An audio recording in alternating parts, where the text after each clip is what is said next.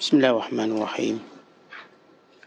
Assalamualaikum warahmatullahi wabarakatuh. Alhamdulillah rabbil alamin. Wal aqibatu lil muttaqin wa la udwana illa 'alal zalimin. Asyhadu an la ilaha illallah wahdahu la syarika lah. Wa asyhadu anna Muhammadan abduhu wa rasuluh.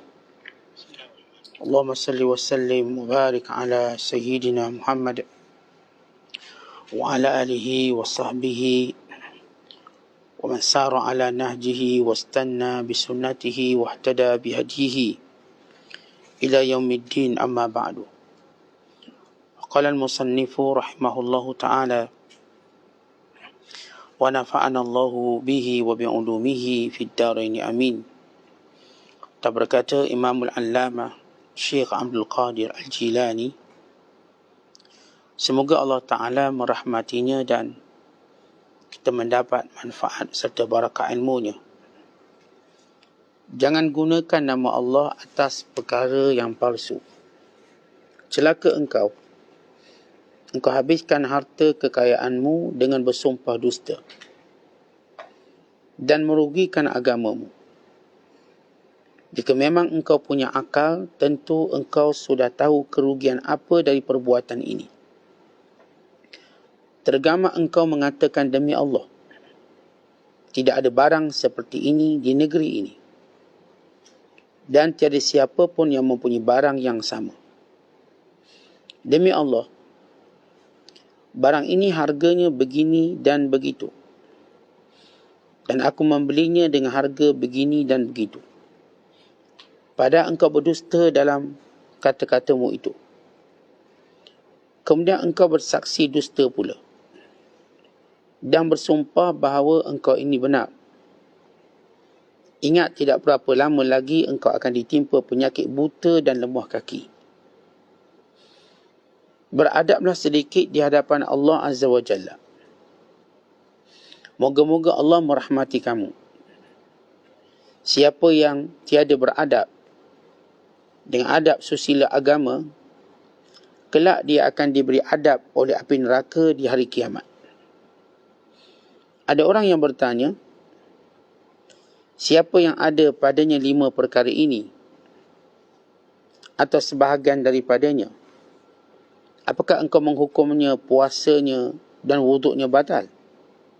Jawabnya, memanglah puasa dan wuduknya tidak batal. Tapi semua itu dibuat untuk mengingatkan, menasihati, mengancam dan menakutkan sahaja. Muslimin dan muslimat yang dirahmati Allah sekalian, di antara pesanan dan wasiat Syekh Abdul Qadir Al-Jilani tentang kedudukan sumpah dalam kehidupan kita, manusia cenderung untuk dibenarkan perkataannya dan cenderung untuk mendapat keuntungan daripada setiap tutur katanya, dan cenderung untuk merasakan dirinya lebih baik daripada orang lain, dan cenderung juga untuk menunjukkan kekuatan, kegagahan mengatasi orang lain. Maka di antara jalannya ialah bersumpah. Ada orang yang berniaga, dia bersumpah, demi Allah, ini barang yang baik. Demi Allah, barang ini paling murah. Demi Allah, barang ini paling bermutu. Kenapa dia bersumpah? Pertama, untuk tunjukkan dirinya baik. Sebab dia tidak mungkin jual yang tidak baik. Yang kedua, untuk mengambil harta orang lain.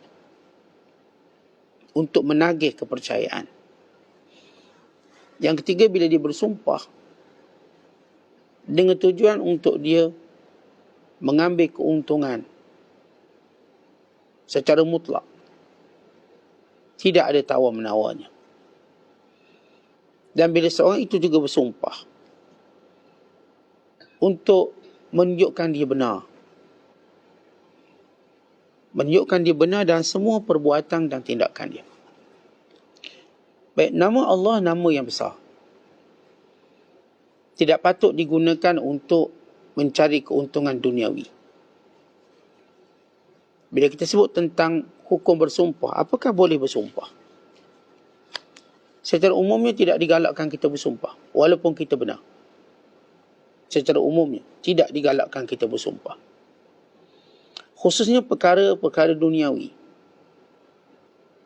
Dan khususnya perniagaan. Kalau kata ulama, orang yang paling cenderung bersumpah ialah ahli perniagaan. Sebab mereka sentiasa nak tunjukkan bahawa produk yang mereka jual, servis yang mereka tawarkan terbaik. Kerana setiap pembeli mencurigai dan setiap pembeli berhati-hati. Dan setiap pembeli akan cuba membandingkan dengan orang lain. Sebab pembeli nak cari keuntungan cara dia. Maka bagi menyekat pembeli itu membuat perbandingan atau bagi menjadikan pembeli itu percaya bulat-bulat kepadanya, maka datanglah sumpah. Kata Nabi SAW, paling banyak sumpah itu di pasar. Maksudnya dalam perniagaan. Sehingga Rasulullah menasihati pada peniaga khususnya supaya dalam perniagaannya itu dicampur dengan sedekah sebagai satu kafarah. Banyakkan sedekah. Campurilah perniagaan kamu dengan sedekah. Sebab kecenderungan bersumpah itu ada. Sebab orang yang membeli dia akan kata, saya tak percaya lah. Betul ke? Ya ke? Lalu kita kadang-kadang diasap. Pembeli, penjual ni kadang-kadang diasap untuk bersumpah. Betul ke ni barang baik? Betul ke ni murah? Betul ke awak bagi saya harga special? Dan kadang-kadang penjual yang mengasap pembeli supaya membelinya, maka dia pun bersumpah. Ini ada provokasi dua belah pihak. Tapi pegang dasar dalam muamalah kita dengan manusia, khususnya dalam perniagaan, jangan bersumpah. Ini asasnya. Kerana itu Abdullah bin Umar radhiyallahu ta'ala anhuma, waktu mana dia menjual seorang hamba, seorang bertanya kepadanya, apakah kamu akan bersumpah bahawa hamba ini tidak ada kecacatan? Lalu kata Abdullah bin Umar, tidak. Saya tak akan bersumpah. Kalau awak nak beli. Kerana kecacatan tu boleh awak lihat. Saya dah cakap tak ada cacat.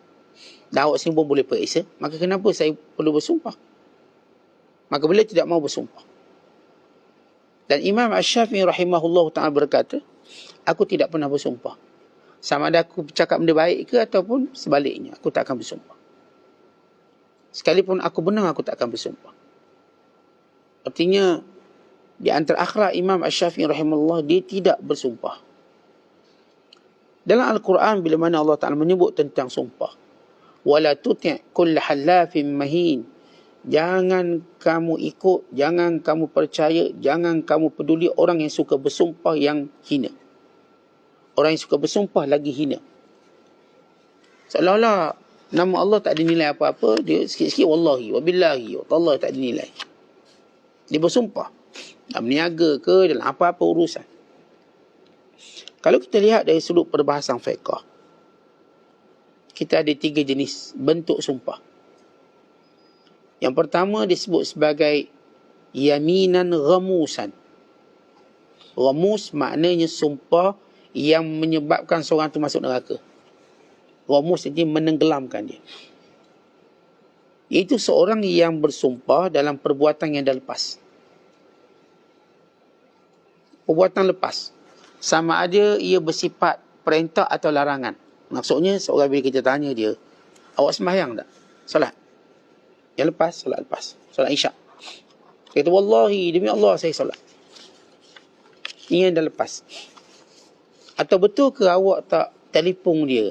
Demi Allah saya tak telefon dia. Benda yang dah lepas. Semalam, kemarin. Maka sumpah ini kalau dia bohong, dia akan menyebabkan dia masuk dalam neraka. Ramus. Sumpah yang Allah Ta'ala murkai. Sumpah yang menggunakan nama Allah. Ya, kalau kita tak nak mengaku sesuatu hal, tak perlu bersumpah. Semalam saya tengok awak pergi ke tempat ni. Kita tak mengaku. Saya nampak kereta awak pelik siang. Kita kata tak. Maka menafikan saja sudah cukup. Tak perlu kita kata, wallahi, wabillahi, saya tak pergi. Kereta tu pun pelanduk serupa. Pelanduk 2 serupa. Kalau dia benar sekalipun, tak ada manfaat apa-apa. Apatah lagi kalau dia bohong. Maka tidak perlu bersumpah pada benda yang orang tak percaya pada kita, pada perbuatan-perbuatan yang lalu. Kalau kata awak dululah zaman-zaman muda, pernah tak awak tak sembahyang? Contoh, dia kata tak pernah. Ada kita menipu, kita pernah tak sembahyang? Tak pernah. Awak berani bersumpah? Maka kalau dia bersumpah bohong. Kalau dia bersumpah. Kalau dia tak bersumpah, dia cuma bohong tapi dia tak guna nama Allah. Dia tak guna nama Allah. Dan kadang-kadang bohong itu memberi manfaat pada dia dalam keadaan tertentu. Baik, ini dinamakan sebagai sumpah ghamus. Itu bila seorang berbohong dalam perkara yang lepas. Yang kedua, para ulama menamakan sebagai yaminus sabrin. Sumpah orang sabar. Apa maksud sabar? Ia merujuk kepada orang yang mengambil harta orang. Sabarnya dia untuk ambil harta orang, sehingga dia bersumpah dengan nama Allah. Dia kata, demi Allah, barang ni barang yang paling murah sekali. Demi Allah, barang ni barang yang saya ambil daripada luar negara, walau dia ambil dekat tepi rumah dia je. Ini produk original, wallahi, supaya dia dapat ambil harta orang. Ini disebut yaminus sabrin, kerana sabar dia nak tahan api neraka nanti. Sabar ataupun sumpah orang yang sabar. Bukan sabar terpuji di sini. Kerana bersungguh-sungguh dia untuk mengambil harta orang lain, sehingga menggunakan sumpah. Ini juga diharamkan. Dan yang ketiga disebut sebagai yaminul laghwin, sumpah sia-sia. Tak ada nilai apa-apa. Umpamanya ialah seorang dia menyangka, ataupun dia terkeluar daripada mulutnya secara tak sengaja, maka ini sumpah tak ada nilai apa-apa. Contohnya ginilah tuan-tuan sekalian. Kita rasa kita ada nampak mak tadi kat kedai. Mak, tadi aku nampak kau kat kedai. Mak dia kata, tak ada. Aku bukan ada kat sini. Aku duduk dengan mak aku. Demi Allah aku tengok kau. Dia menyangka begitu. Sehingga duduk gaduh. Kita bukti sebalik dan sebagainya.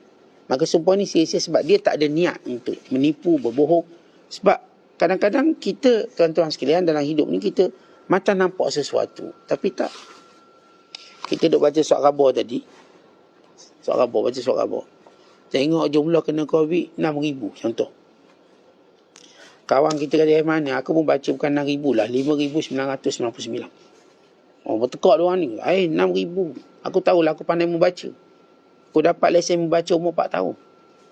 Dia kata, aku bacalah. Aku pandai baca, mana dalam perut mak aku ni. Gaduh. Yang ni kata, demi Allah aku tengok 6,000. Yang kata, demi Allah 5,999. Dua-dua ni salah sangka. Sebab kadang-kadang tuan-tuan, bila kita baca, kita rasa kita ingat, padahal kita tak ingat macam tu. Kita rasa macam kita nampak, tapi tak macam tu. Maka ini namanya sumpah lara. Dia tak ada hukum apa-apa. Tapi perbuatan ini perbuatan yang dimakruhkan, dia larang. Ya. Bila kita bercakap sama-sama kita, tuan-tuan, kita nak beritahu kita tak tipu dia. Tapi perbuatan kita pada sangkaan kita itu benar. Macam saya katakan, saya baca kitab, saya baca buku. Kadang-kadang saya dapat data atau hadis. Saya kata hadis ini dikeluarkan oleh Imam Tirmizi. Orang kata bukan, ini bukan Tirmizi. Ini hadis yang dikeluarkan oleh Ibn Hibban. Saya baca. Wallahi saya baca. Saya bersumpah. Saya bukan niat bersumpah nak bohong dia. Memang saya rasa. Sebab macam saya katakan tuan-tuan sekalian, kadang-kadang bila kita baca sesuatu, kita tengok sesuatu, benda tu macam melekat dengan cara macam tu. Tapi realitinya tak macam tu. Kita pergi dekat kedai kereta, tengok harga kereta tawaran. Kita tengok tawaran bulan Ogos. Kita pun cerita ke kawan kita. Kawan kita dah habislah. Itu Ogos bila? Itu Ogos tahun lepas. Tahun lepas apa? Aku tengok tadi. Dia tak, itu tahun lepas. Tahun ni mana ada jual kereta? Berdebat. Ini kata, demi Allah aku tengok tahun ni, mata aku tak buta lagi. Tak percaya, tanya bini aku. Dia call bini dia pula. Bini kata, ya, saya pun rasa macam gitu juga. Wasangka yang silap. Dua-dua ni tak salah. Tapi dua ni salah menggunakan sumpah. Perbuatan ini dimakruhkan. Orang yang sengaja bersumpah untuk berbohong, ini berdosa. Dan dosanya boleh bawa pada dosa besar. Khususnya untuk mengambil hak orang lain. Dan ada satu sumpah lagi tuan-tuan disebut sebagai yamin munaqadah atau munaqidah. Sumpah yang kita kena bayar kafarah kalau kita langgar. Iaitu sumpah untuk buat sesuatu atau tinggal sesuatu. Contoh kita kata, demi Allah saya tak nak makan lagi kedai itu. Sebab pengotor kata kita. Atau seorang berkata, demi Allah saya tak nak lagi ziarah rumah orang tu. Sebab saya pergi rumah dia, dia tak layan saya. Dia tidur pula tu, dia buat tidur je depan saya. Dia tak layan, demi Allah saya tak nak pergi rumah dia. Kata kita. Atau kita bersumpah, demi Allah saya akan membantu anak yatim. Lagi mana Allah beri saya nyawa, Allah beri saya rezeki, demi Allah saya akan membantu anak yatim. Kita kata, demi Allah, bila Allah beri kesihatan, saya akan duduk kuliah. Saya nak duduk depan walaupun saya tidur. Tak apa, saya nak duduk depan sekali. Demi Allah, kata dia. Dia bersumpah. Baik, seorang bersumpah untuk buat sesuatu atau larang sesuatu, maka kita tengok. Kalau dia nak membangkitkan semangat untuk melakukan perbuatan baik, maka ini dibenarkan. Bahkan kadang-kadang digalakkan. Kadang-kadang digalakkan untuk menguatkan motivasinya. Sebab itu disebut dalam hadis. Nabi kata apa? Ihlifu billah wa barru wasduqu fa inna Allah Ta'ala yuhibbu an yuhlafa bihi. Bersumpahlah dengan nama Allah. Bersumpahlah dengan nama Allah dan laksanakan sumpah. Benarkan diri kamu dalam pelaksanaan sumpah. Sesungguhnya Allah suka disumpah dengan namanya. Kalau kita baca hadis, lebih daripada 80 tempat Rasulullah bersumpah untuk melakukan kebaikan dan sebagainya. Kalau kita sumpah tuan-tuan untuk buat baik, atau kita sumpah untuk tinggalkan kejahatan, demi Allah saya tak akan lagi derhaka pada mak saya. Demi Allah, saya bersumpah dengan nama Allah. Kita nak tunjuk kekuatan kita. Demi Allah saya tak akan abaikan lagi isteri dan anak-anak saya. Demi Allah saya tidak akan membenci orang-orang yang baik-baik, orang soleh. Saya tak akan lagi membenci para ulama. Demi Allah, dia bersumpah. Apakah sumpah ini bagus? Ya, bagus. Kerana ini menunjukkan kesungguhan. Dan ini menunjukkan keyakinan dia, keazaman yang kuat. Dan Allah Ta'ala suka orang yang tunjukkan keazaman yang kuat. Demi Allah, saya tak akan lagi cuai dan leka dalam kerja saya. Maka dia bersumpah. Boleh tak? Boleh. Boleh dia bersumpah dengan syarat dengan nama Allah. Tetapi yang dilarang bila dia bersumpah untuk tidak membuat baik. Dia kata, wallahi demi Allah, saya tak akan tolong lagi dia. Dia datang merangkak nak minta tolong, saya tak akan tolong dia. Wallahi. Maka kita menghalang diri kita buat baik. Mula hari ni saya tak akan percaya orang hutang saya. Sebab orang hutang kita semua tak bayar. Kita kata, wallahi demi Allah, saya tak akan beri lagi hutang ke orang. Maka kita katakan, jangan guna nama Allah untuk menghalang buat baik. Wala taj'alullah audatan li'aimanikum an tabarru wa tattaqu wa tuslihu bainan nas. Wallahu sami'un alim. Allah Ta'ala sebut dalam suratul Baqarah ayat 224. Jangan kamu jadikan nama Allah itu halangan untuk kamu melakukan kebaikan. Untuk melakukan ketakwaan. Untuk kamu mendamaikan antara manusia. Allah itu mendengar lagi maha mengetahui. Jangan kita tuan-tuan duk gaduh dengan kakak kita, demi Allah saya tak akan jijak lagi rumah kakak. Tanya, kenapa awak memutuskan silaturahim? Dia nak marah ke kakak dia lah. Nak marah mungkin dia pergi rumah kakak dia tak layan dengan baik. Atau mungkin dia pergi rumah kakak dia macam tak faham-faham, tak angkat nasi, dia angkatnya biskut kering. Kita pun wallahi aku tak pergi dah rumah ni. Ni tak reti lah yang tetamu ni. Kita sumpah, jangan begitu. Kerana menziarahi tetamu ini mulia, menziarahi orang mulia, menziarahi silaturahim itu mulia. Jangan guna nama Allah menghalang buat baik. Misal kita kata, saya tak akan tolong orang ni. Jangan begitu. Tolong orang ni tuan-tuan. Macam mana pun perangai dia itu hak dia dengan Allah. Tapi kita menolong orang tu baik. Kita tengok dia tak sembahyang contoh. Kita tengok dia ni tak tutup aurat. Kita tengok dia buatlah banyak benda tak elok lah. Judi. Kata, wallahi aku tak nak tolong lagi si mak ni. Jahat dia. Jangan begitu. Tuan-tuan, kita nak tolong orang. Jangan disekat kerana kejahatan dia. Jahat dia dengan Allah. Kita tak nak jahat macam dia. Ni kadang-kadang kita ada niat nak tolong orang. Kita ada niat nak buat baik. Tapi kita tengok sesuatu yang menjadikan kita putus semangat. Putus semangat. Kita niat hari ni, saya nak bagi si saya rantai emas. Balik rumah bini pun tak layan, muka masam, muka ketak. Tak jadi, masuk poket balik, pergi gadai balik. Gadai balik. Niat mana nak bagi, tengok muka macam gitu tak jadi. Ada orang macam tu, dia niat daripada rumah dia, mungkin dia niat daripada pejabat untuk buat baik pada seseorang, tapi dia tengok sesuatu yang tak menyenangkan mata, dia membatalkan kebaikannya.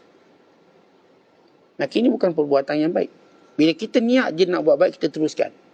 Kadang-kadang Allah nak uji kita.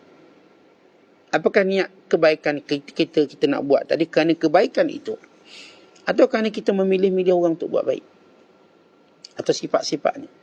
Kita memang niat, saya katakan tadi, nak ajak anak kita berjalan bersiar-siar. Balik rumah, tengok anak kita buat perkara tak menyenangkan kita, terus batal, tak jadi. Terus cancel tiket lah, apa tak nak. Maka rugi kita memutuskan kebaikan yang kita dah niat tadi. Apatah lagi kalau kita bersumpah pula. Mulai hari ni, dia mari ayat start. Mulai hari ni, wallahi, wallahi, aku takkan tolong orang tu, takkan tolong orang ni. Ada seorang hamba Allah, bila orang berhutang tak bayar. Tak bayar. Dia kata, Ustaz, saya serik bagi orang hutang. Demi Allah, saya takkan bagi lagi orang hutang. Saya kata tak betul ni. Ya betul, ada orang pengalamannya pahit sangat. Kita faham lah. Tak hutang tak bayar ni, ya kalau sikit-sikit taklah rasa sangat. Kalau banyak, kita pula nak kadang memang nak duit tu. Kalau kita macam tak berhajat sangat, kita tak kisah. Dan ada setengah orang saya katakan serik. Lalu serik dia tadi sehingga dia sampai bersumpah, saya mulai ni saya tak percaya tolong orang. Sebab orang saya tolong, lepas dia senang, dia tak layan saya. Buruk pula. Demi Allah saya tak tahu. Saya kata jangan bersumpah menggunakan nama Allah tu salah. Kalau tuan-tuan cuma cakap, saya takkan tolong lagi, itu okey lagi. Saya kata, wallahi wa billah, nama Allah bukan untuk kita tidak mau buat baik. Nama Allah untuk kita buat baik. Nama Allah bukan untuk kita ambil harta orang, tapi nama Allah untuk kita beri harta pada orang. Kata nama Allah. Nama Allah kita tak gunakan pada urusan duniawi kita. Nama Allah untuk urusan ukhrawi kita. Syekh Abdul Qadir, tadi kita sebut beberapa hukum sumpah secara umum. Syekh Abdul Qadir menyebut di sini, ada kelompok orang yang suka rugikan agamanya. Dia berada di pasar, dia meniaga. Tentang peniaga ni orang baik, orang bagus. Sebab mereka memenuhi keperluan manusia. Sebab itu kita bila sebut, bila perniagaan tertutup, kita pun rasa susah. Padahal kita ada isteri, anak-anak. Kerana kita perlu golongan peniaga dalam hidup kita. Kedai-kedai makan, kedai-kedai aksesori, kedai-kedai semua ni melengkapkan kehidupan kita dan keperluan kita. Mereka memenuhi sebahagian daripada kebahagiaan kita. Kita duduk rumah walaupun bersama isteri dan anak-anak, bahagia, dah bahagia, tapi tak lengkap. Lagi tak kedai mamak tu tak buka. Bila buka, lengkaplah kebahagiaan kita. Lagi kedai makan tu tak buka, kedai nasi lemak tu tak buka, kedai soto tu tak buka, dia tak lengkap. Lagi kita tak boleh duduk kat meja tu. Itu adalah satu fitrah manusia. Sebab itu kita, padahal kalau kita ikut zaman cara kita bercinta dulu, kita anggap macam ada seorang kekasih, cukup hidup kita kat dunia ni. Dalam masa mula-mula bercinta kan macam tu. Kita tengok bakal isteri kita yang hari ni isteri kita. Allah, aku ni kalau dibuang kat pulau pun tak apa, duduk dorang dia je. Tak makan nasi tak apa. Sebab kita pun kata, tengok muka awak, mandi pun tak basah, air tu tak berkesan, makan pun tak kenyang. Dengan cinta pada awak, saya jadi kenyang sungguh-sungguh. Saya tengok awak, saya nampak dunia semuanya. Masa tu lah, tengok isi nampak dunia seluruhnya. Cinta dia penuhi bumi ni. Pas dah kahwin, sempurnakan dengan seorang pasangan? Tak sempurna. Dia tahu sempurna tadi dengan dia kena pergi sini, kena makan sini, kena jumpa orang tu, jumpa orang ni. Dia perlukan semua ni untuk membahagiakan dia. Oleh sebab itulah bila kita sebut peniaga ni orang baik, orang mulia. Bahkan mereka di kalangan akan bersama dengan pada Nabi kalau mereka jujur, kalau mereka benar. Walaupun mereka bukan ahli tahajud, bukan ahli puasa, tapi ahli perniagaan, tapi jujur bersama para Nabi. Seorang orang berniaga ni tuan-tuan, dia bukan senang nak puasa, bukan senang dia nak, kita katakan, terikat masjid surau kerana waktu jadual pekerjaan agak terlalu, kita katakan, fleksibel ataupun tak boleh nak kita nak agak waktu dia. Dia tak macam kita kerja jabatan. Dah tahu ni waktu rehat, ni waktu balik. Orang berniaga mungkin dia tak ada waktu khusus. Kadang pelanggan dia datang waktu ni, waktu ni, waktu ni. Maka dia tidaklah tercela bila mana dia tidak melakukan kesempurnaan ibadat sebagaimana orang lain. Sebab perniagaan itu sendiri ibadat. Cuma jangan tinggalkan kewajiban dia. Dia mungkin boleh solat di tempat kerja dia, jabat dia, kedai dia. Maka tidak tercela apa-apa. Sebab dia memenuhi keperluan orang yang tak tahu masa. Ada orang tengah lapar tu, macam lapar ni. Maka dia datang makan ketika mana datang waktu solat kita. Tak apa kita beri. Kerana memberi makan itu perkara yang mulia. Jadi pada peniaga, memang mereka ini disebut oleh Nabi SAW. Akan bersama para Nabi akhirat kelak kalau mereka jujur, mereka amanah. Dan di antara jujur dan amanah itu menyebabkan mereka tidak perlu bersumpah. Sebab mereka sudah terkenal dengan jujur. Maka jangan terkenal dengan sumpah. Sebab itu kata Syekh Abdul Qadir Jilani, jangan kamu, wahai para peniaga, sengaja menggunakan nama Allah bagi melariskan barang perniagaan kamu. Bukan berbohong dengan manusia untuk mengambil harta orang lain. Maka perbuatan ini haram dan boleh menyebabkan kelak engkau akan ditimpa dengan penyakit buta dan lemah kaki. Disebut dalam hadis Nabi SAW. Nabi kata apa? Nabi kata, al-hilfu manfaqatun lis-sin'ah mamhaqatun lil-barakah. Sumpah dalam perniagaan memanglah boleh melariskan tetapi menghilangkan keberkatan. Kena pula jenis tulis dekat signboard. Demi Allah, nasi lemak kami terbaik di sini. Demi Allah, nasi lemak kami terbaik. Demi Allah, harga kami termurah di alam, di benua ini. Contoh, di mulut dia lagi, yang ditulis lagi. Maka ini semua perbuatan menggunakan nama Allah untuk dunia yang dilarang. Kalau seorang peniaga itu benar dalam sumpahnya, makruh. Kalau seorang peniaga, walaupun dia benar, dia bersumpah, hukumnya makruh. Bayangkan kalau dia bohong. Dan bayangkan kalau dia bertujuan mengambil harta orang lain. Maka hukumnya haram dan merupakan dosa besar. Disebut dalam hadis Nabi SAW. Nabi kata apa? Arba'atun yubghiduhumullahu ta'ala. Ada 4 golongan Allah Ta'ala benci sangat-sangat pada mereka. Allah benci 4 golongan. Yang pertama, al-bayya'ul halaf. Peniaga yang suka bersumpah. Peniaga yang suka bersumpah, Allah paling benci. Yang kedua, al-faqirul mukhtal. Orang miskin tapi sombong. Miskin tapi sombong. Dia sombong dengan ramai orang, sombong dengan Allah dan sebagainya. Yang ketiga, asy-syekhul zani. Orang tua tapi masih berzina. Dia dah pencing tapi dia tak pernah pencing buat maksiat. Tua-tua dah. Dah bercucu dah ni. Zina lagi. Pergi lagi tempat-tempat yang terkenal dengan tidak baik. Dan yang keempat, wal imamul jair. Pemimpin yang zalim. Rasulullah SAW menyatakan ada 4 golongan yang memang Allah benci dia. Antaranya ialah bayya' al-halaf, penjual yang suka bersumpah. Dan riwayat yang lain disebut at-tajirul halaf atau al-ba'i'ul halaf, peniaga-peniaga, penjual-penjual yang suka bersumpah. Bukan Syekh Abdul Qadir kata, orang yang suka bersumpah dan bohong dan mengambil harta manusia dengan sumpah dan perniagaan, kelak dia akan ditimpa dengan penyakit buta. Dan kelak dia akan ditimpa dengan penyakit lemah kaki. Maksud lemah kaki, tak boleh jalan dah. Ini sumpah palsu. Dalam satu hadis, Nabi SAW bersabda, Thalathatun la yukallimuhumullahu yawmal qiyamati wa la yanzuru ilaihim wa la yuzakkihim wa lahum azabun alim. Ada 3 golongan. Allah Ta'ala tidak akan bercakap dengan mereka pada hari kiamat kelak. Dan Allah Ta'ala tidak akan merahmati mereka pada hari akhirat kelak. Dan Allah Ta'ala tak akan mengampuni dosa mereka pada hari akhirat kelak. Dan bagi mereka azab yang pedih. Ada 3 golongan. Rasulullah SAW ulang 3 kali. Ada 3 golongan. Allah Ta'ala tak akan bercakap dengan mereka. Tak akan memandang mereka. Yakni merahmati mereka. Tak akan ampunkan dosa mereka. Bagi mereka azab yang pedih. Nabi ulang lagi. Lalu Abu Dzar radhiyallahu ta'ala anhu yang mendengar berkata, khabu wa khasiru. teruknya orang ni, ruginya dia. Dia rugi pada hari yang patut dapat keampunan, dia tak dapat.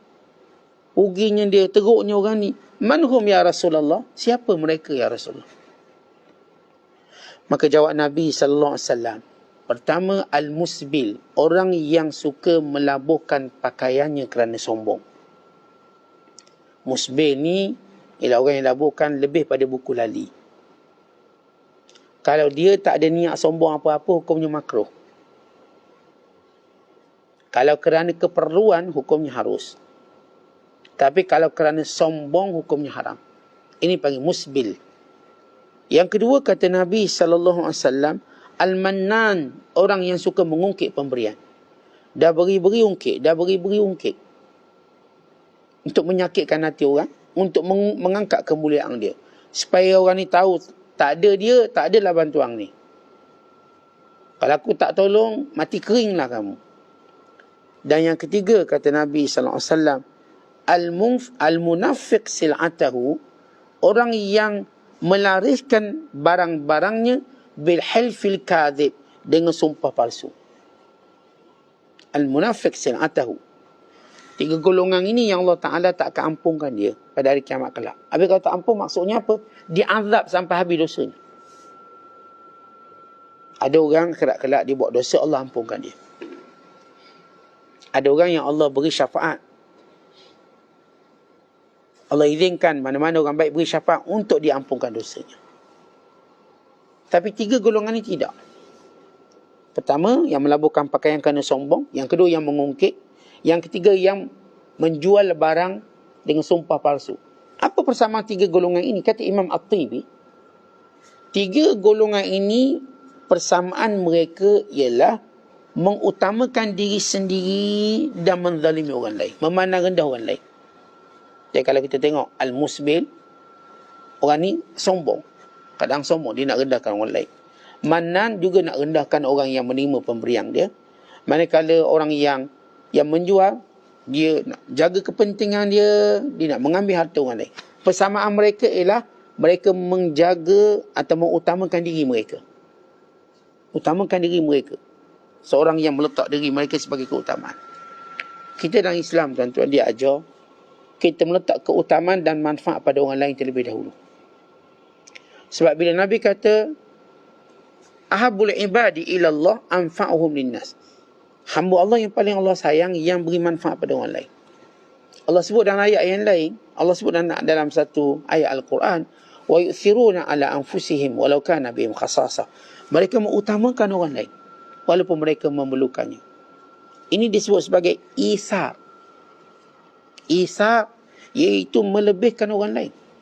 Akhlak ini ada pada semua para nabi, dan semua para siddiqin, dan semua orang salihin, dan ulama-ul amilin. Keutamaan mereka pada orang lain. Mereka nak didik orang lain, keutamaan. Mereka okey, tapi mereka nak gunakan ilmu didik orang lain, keutamaan pada orang lain. Mereka nak memberi pada orang lain, walaupun mereka juga perlu, tapi keutamaan pada orang lain. Maka orang yang hidup memberi keutamaan pada orang lain dalam kebaikan, ini sebaik-baik hamba Allah. Tapi bila kita mula berpindah untuk jadikan kita lebih mendapat manfaat daripada orang lain, maka kita menjadi orang yang rugi. Orang inilah yang akan cenderung untuk bersumpah palsu. Orang inilah yang akan cenderung untuk sombong dengan manusia. Orang inilah yang cenderung untuk menghina orang lain. Tadi Syekh Abdul Qadir mengingatkan. Baik, kalau kita lihat dalam pembicaraan sufi Syekh Abdul Qadir, last kali cerita bab orang berniaga. Kenapa cerita orang berniaga? Sebab memang ekonomi dunia ni asasnya perniagaan. Sehingga para wali, para ulama pun masuk dalam bidang perniagaan. Bukan para nabi terlibat dalam perniagaan. Nabi Allah Syu'aib AS seorang korporat. Dan dia bergaul dengan para peniaga. Sebab itulah dia boleh menasihat peniaga, jangan kurangkan timbangan, jangan tipu sukatan. Jangan begitu, jangan begini. Demikian juga Nabi kita Muhammad SAW. Bukan di antara perkara yang dilakukan oleh baginda Rasulullah ialah masuk pasar untuk memantau. Dan demikian juga Umar Al-Khattab. Bukan sahabat Rasulullah daripada 10 orang itu, lebih daripada 6 hingga 7 orang yang memang peniaga. Bila Zubair bin Awam, kita tahu kisah Zubair bin Awam, dia berhijrah ketika mana dia berada berdagang di Syam dan dia pergi ikut Rasulullah. Rasulullah dari Mekah ke Madinah. Zubair daripada Syam bergerak menuju ke Madinah. Berniaga mereka semua. Uthman bin Affan berniaga. Ya, Abu Bakar dan Umar juga berniaga sebelum fokus dia pada Nabi SAW dan pada dakwahnya, pada mengikuti Rasulullah, menuntut ilmu dengan Nabi SAW. Uthman terus berniaga, Abdul Rahman terus berniaga, bahkan dia ada partner di kalangan bukan Islam di Mekah. Walaupun Mekah dan Madinah tegang waktu itu, tapi Abdul Rahman masih ada partner kat Mekah. Dan masih berjalan perniagaan dia. Bahkan dia pernah minta partner dia sewakan peralatan perang untuk kegunaan Nabi SAW dan satu peperangan. Dengan partner kat Mekah sebab senjata-senjata di Mekah lebih mudah diperolehi kerana sistem pasar yang terbuka. Maka Abdul Rahman gunakan partner yang bukan Islamnya di Mekah untuk menyalurkan senjata. Dan digunakan oleh Nabi SAW dalam peperangan. Dan demikian juga Zubair bin Awam, Sa'ad bin Abi Waqqas. Kebanyakan mereka pada perniaga. Maka bila Syam dia menyebut dan berbicara tasawuf, bila sebut tentang nifak atau munafik, bila sebut tentang kita katakan sifat yang dakwaan palsu dan sebagainya, tiba-tiba datang bab niaga. Kerana ini adalah rutin masyarakat seluruh dunia. Kalau hari ini kita tengok, siapa tak berniaga? Yang berniaga kat rumah lain, yang berniaga dengan kawan lain. Berniaga dengan mak ayah pun ada. Mak nak tak? Mak kena bayar lah sikit. Mak pun dia berniaga juga. Yang berniaga dengan siapa? Siapa pun berlaku perniagaan. Alam ini ialah alam perniagaan. Bahkan Allah menamakan hidup ini sebagai perniagaan. Ya ayyuhalladzina amanu, hal adullukum ala tijaratin tunjikum min azabin alim. Orang beriman, maukah aku tunjuk pada kamu perniagaan yang melepaskan kamu daripada azab api neraka? Allah sebut dalam surah At-Taubah, fastabshiru bibai'ikum alladhi bay'atum bih. Maka bergembiralah dengan jual beli yang Allah menteri antara kamu dengan Allah. Allah nak pergi syurga, kamu jual, kamu beli syurga tadi dengan ketaatan pada Allah. Inna Allah ashtara minal mu'minina amwalahum wa anfusahum bi anna lahumul jannah. Allah beli daripada orang beriman harta benda mereka, nyawa mereka dengan syurga. Inna Allah ashtara minal mu'minina anfusahum wa amwalahum bi anna lahumul jannah. Allah beli daripada orang beriman nyawa dia, hartanya untuk beri syurga. Ya, ayat jual beli ni banyak dalam Quran. Rijalul la tulhihim tijaratun wala bai'un an dzikrillah. Mereka lah orang-orang lelaki sebenar yang tidak dilalaikan dengan perniagaan dan jual beli daripada ingat Allah. Dan hidup ini memang perniagaan. Yang kerja jabatan-jabatan ini, dia ini cabang sebenarnya. Asas kehidupan di dunia ialah perniagaan. Itu asas. Maka manusia bergerak daripada tak ada mata wang sehingga ada mata wang. Sebab itulah akhlak ini perlu ditekankan kepada semua para peniaga. Semua para peniaga perlu meletakkan asas jujur dan benar tanpa perlu bersumpah. Sebab ini asas kepercayaan. Tuan-tuan, bila kita berniaga, tuan-tuan buka je kedai, orang percaya tuan-tuan jual yang baik. Orang percaya tuan-tuan akan beri harga yang baik. Sebab itu tuan-tuan berani berniaga. Tapi bila berlaku sebaliknya, bukan sanggup bersumpah, di situlah laknat Allah bermula kepada setiap para peniaga. Demikian juga pembeli pun sama. Cuma para peniaga lebih secara khusus. Jadi dalam membina agama, tuan-tuan sekalian, bukan sekadar sembahyang puasa je. Demikian juga muamalah seharian kita kena jaga. Ada orang sembahyangnya sampai bincuk dahi. Ada orang puasanya sampai nampak kurus cengkong. Tapi bila berniaga menipu. Maka ini tidak sempurna. Ada orang bila bicaranya nampak bagus. Tapi bila dia berniaga, dia mengambil kesempatan yang tak patut. Maka sebab itulah, tak boleh dipisahkan perniagaan dalam dunia pengabadian kita pada Allah. Kerana ini sebahagian hidup kita. Mentaati Allah, bukan di masjid, bukan sekadar di surau, tapi di pasar-pasar. Tapi juga di tempat-tempat di mana kita berurusan dan bermuamalah dengan manusia. Antara tanda benar orang tu dengan Allah, benar dia dengan manusia. Antara tanda dia sayang pada Allah, sayang dia pada manusia. Maka kita dengan manusia yang lain tak boleh kita pisahkan dalam pengabdian kita kepada Allah Ta'ala. Wallahu a'lam bissawab. Assalamualaikum warahmatullahi wabarakatuh.